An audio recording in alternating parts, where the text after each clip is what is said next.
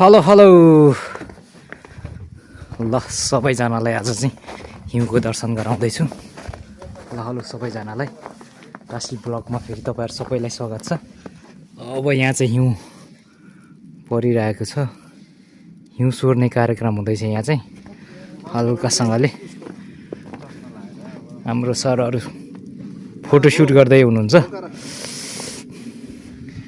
यस्तो छ हिउँ परेर। ल आउनुहोस् है, यो चाहिँ हिजो सोरेको थुप्रा हो। हिउँ चाहिँ हिजो सोरेर राखेको थुप्राहरू यिनीहरू चाहिँ।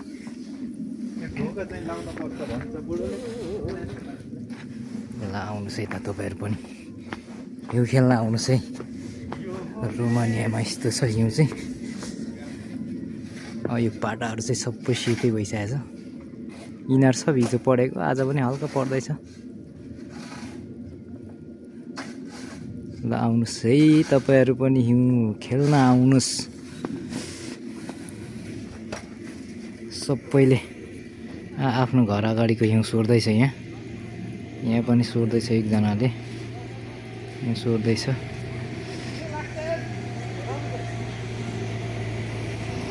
हिउँ राम्रो परेछ।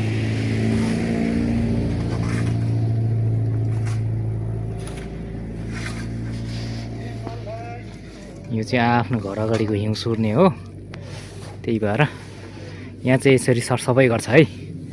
हाम्रो नेपालतिर पनि आफ्नो घरका अगाडिको खोरहरू सफा गर्ने गऱ्यो भने धेरै राम्रो हुने रहेछ भन्ने कुरा चाहिँ सबैले बुझ्नुभयो भने धेरै राम्रो। हाम्रो चाहिँ यहाँ आफू बसेको घर अगाडिको हिउँ चाहिँ सधैँ हिजो पनि सफा गरेको, आज पनि गर्नुपर्छ भनेर अब यहाँ सफा गर्दैछु। यो चाहिँ मान्छे हिँड्ने फुटपाथ हो, त्यही भएर यो फुटपाथमा चाहिँ सर्लक्कसँगले हिउँ सफा गरिराख्नुपर्छ, किनकि यहाँ बाटो हिँड्ने मान्छेहरू नडलोस् भनेर। ल राम्रो सफा गर्नुहोस् है सर, राम्रो सफा गर्नुहोस्। ल युरोपमा त यस्तो पो हुँदो रहेछ त होइन? युरोप आउन ढिलो भएछ। पहिला रुखको बोट थियो अरे, सबै झरेर गइसकेछ भन्थ्यो। त्यस्तै छ यहाँ, उस्तै उस्तै छ। यो बोर्डहरू चाहिँ सबै रुखहरूको चाहिँ अब पात सात केही छैन, झिक्रा मात्रै छ है, चिसोले झरेर। यस्तो छ यतातिर चाहिँ। ल रमाइलो छ। अर्को क्लिपमा भेटौँला फेरि। यहाँ चाहिँ हाम्रो सरहरू पुरा हिउँ सोर्ने कार्यक्रम हुँदैछ।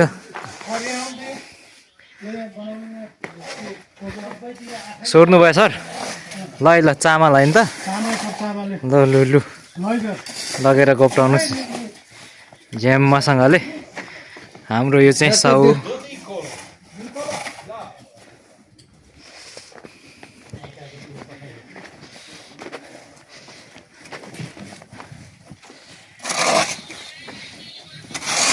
ल ज्यापका ज्याप हिउँ फालौँ त घरमा, के गर्ने।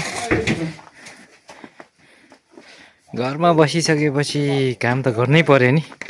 रमेश सर कतिको रमाइलो भइरहेछ? एकदम रमाइलो। युरोपमा हो नि त होइन सर?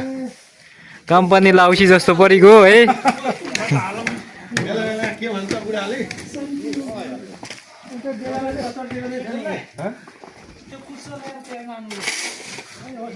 त्यति सफा गरेर खैरी जम्मा भयो।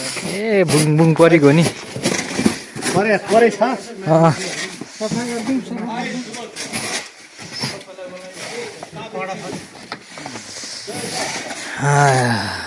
ल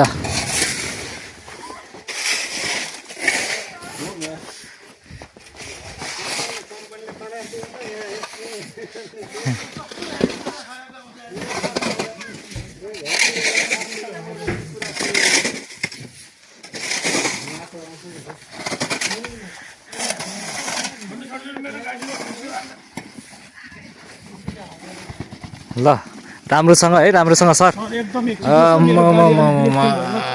आयोडिन युक्त।